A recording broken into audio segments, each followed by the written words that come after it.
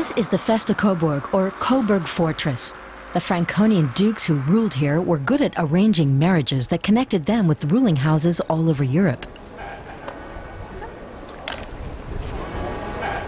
The people of Coburg are proud of their traditions. Coburg Bratwurst and Prince Albert, who made the best match of all by marrying Britain's Queen Victoria.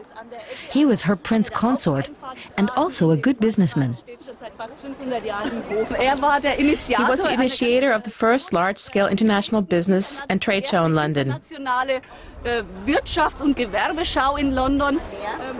Coburg keeps an eye on international relations, and it's no surprise that the Chinese are here too.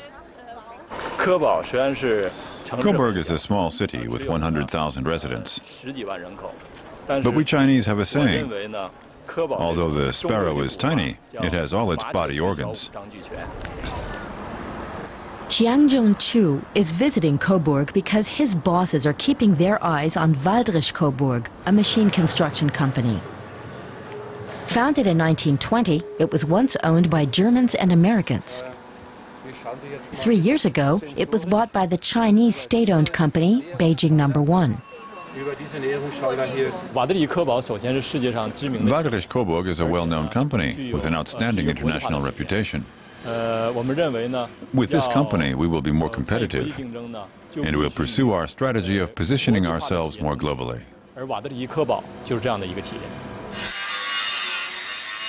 Some 670 employees produce huge portal milling machines to mill and drill parts for turbines and diesel engines. The high-tech equipment is assembled on the customer's own site. A company video shows how the machines function. This machine mills a turbine casing fully automatically. Equipment like this can cost up to 20 million euros. At Xiangjun's side is Hubert Becker, who now works for the Chinese owners. At 150 million euros, turnover has more than doubled since the takeover. The company's product range is broader and cheaper now. The Chinese provide parts for some of the models. That's the customer's wish. It gives him a price advantage, and we're currently building about 10 machines this way. But if you were to ask me, I'd say that number has increased. The new owners have retained the experienced German staff. There are just a few Chinese in the office, and everyone knows them. Beijing No. 1 was a customer for 21 years.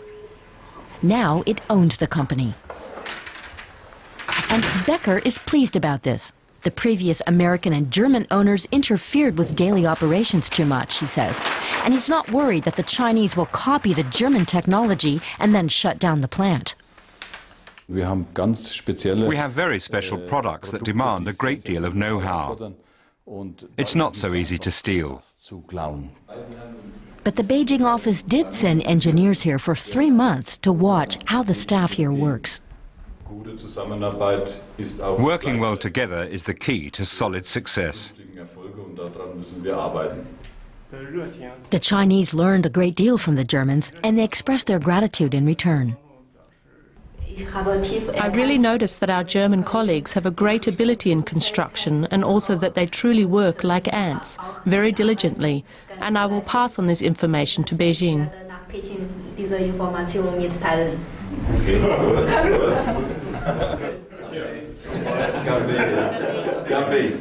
Word about this German-Chinese marriage of convenience has gotten around. Now other Coburg entrepreneurs want to make Chinese connections. This bakery was purveyor to the court back in the time of the dukes. Now the baker has his eye on more distant consumers. The Asian markets are opening up in every direction, including Germany. And that's why I think it's good that economic relations are developing between Coburg companies and China. Does that interest you too? Yes. We already have an agency in Asia that sells our products.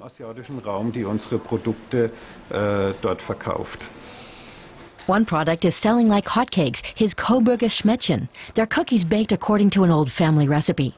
Maybe the baker is next in line for a German-Chinese connection.